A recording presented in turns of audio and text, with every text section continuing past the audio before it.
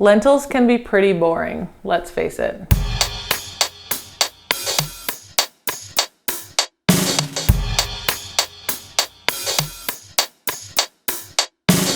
But today we're going to talk about 3 ways to make your lentils taste amazing so that you have a cheap, easy, delicious option that you can just pull out of your cupboard and make dinner with at the drop of a hat.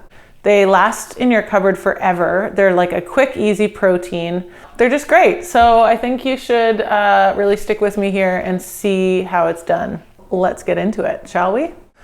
Tip number 1 to make lentils taste good is to know your lentils.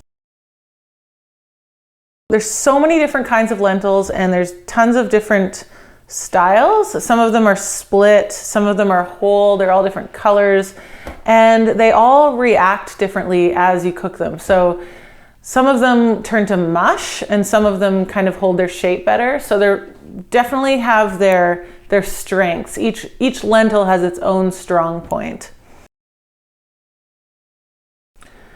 Tip number 2 is to cram as much frickin' flavor into the lentils as early as possible. So that means often, for me, it means pressure cooking them, because why not? If you have an Instant Pot or a pressure cooker, it's so much easier. You can just put a good amount of salt, some bay leaves, and some crushed garlic cloves, and maybe a few chunks of onion, and all that flavor just gets packed right into the lentils early on so that you don't need anything else. You can actually just eat them with like a drizzle of olive oil and it's totally great.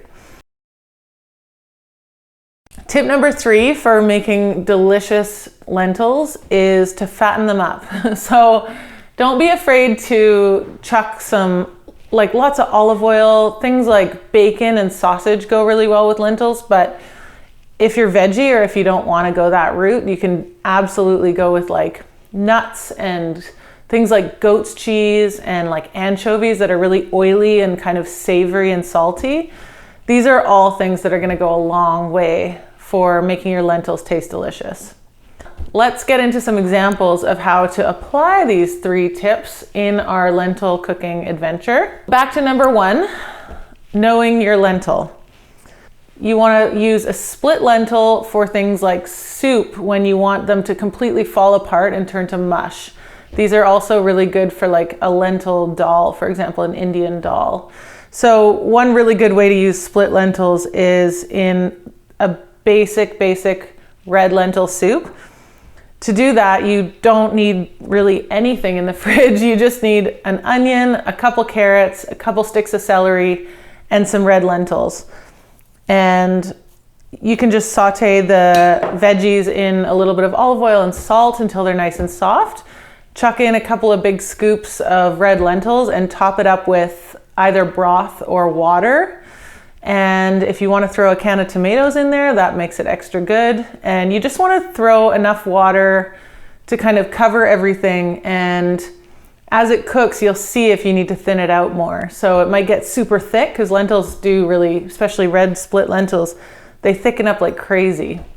So once it's kind of cooked and they're starting to break down, you can adjust and you can always add more liquid. So don't go crazy with the liquid right from the beginning. When talking about whole lentils, and especially some of the higher end ones, like for example, these French style Puy lentils, they really hold their shape better when they cook. So you can see how they cook.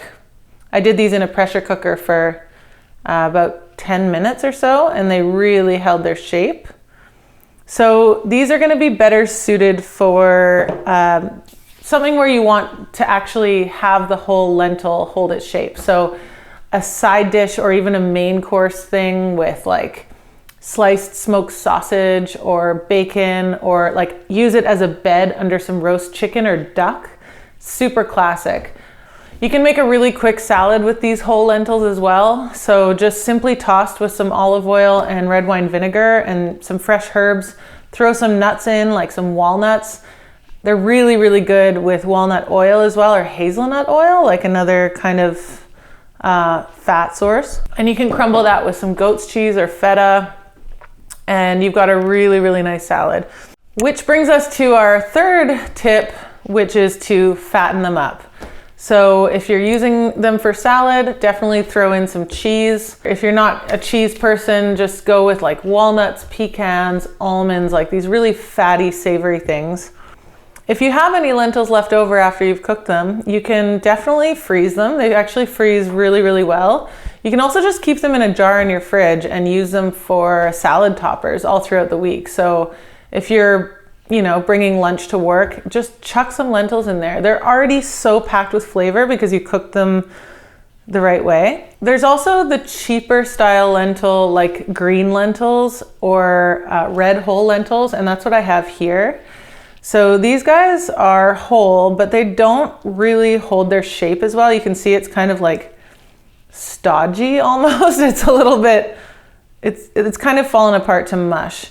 And that'll happen with any of them if you overcook them, but this is actually a red lentil and a whole red lentil, and it's fine. It's delicious. They're super good, but they're not holding their shape. So I'm actually going to turn this into just a really nice lentil shepherd's pie. I'm just going to saute some onions in a pan and then add in the lentils and some sauteed mushrooms. I'm going to dice mine pretty small so that it all kind of feels like so that everything's kind of the same size and consistency. I'll also put some mushroom stock in there, and just so that it makes like that really satisfying gravy. And then throw in just some frozen peas and some diced carrots and top it off either with mashed potato or mashed sweet potato, or a combination of the two, which is pretty lovely. And then just drizzle that with a little butter or olive oil and bake it, and that's gonna be such a nice dinner. I mean, that's like a really kind of healthy, fiber rich shepherd's pie, super comforting. That's lentils, and that's how great they are. I mean, I think that they're pretty delicious when you treat them well. We talked about choosing your lentil wisely, knowing your lentil. We talked about cramming in flavor, and we talked about pairing them with fat. I think if you do those three things, you're gonna learn to love a lentil as much as I do. And I hope you just go forth and lentil it up. Thanks so much for joining me today. I hope you enjoyed the lentil show, and you can come back every Wednesday for a new episode. Hit the subscribe button and ring the bell if you want to be notified when I make a new episode. Until I see you next time, happy lentil cooking and happy dinner making.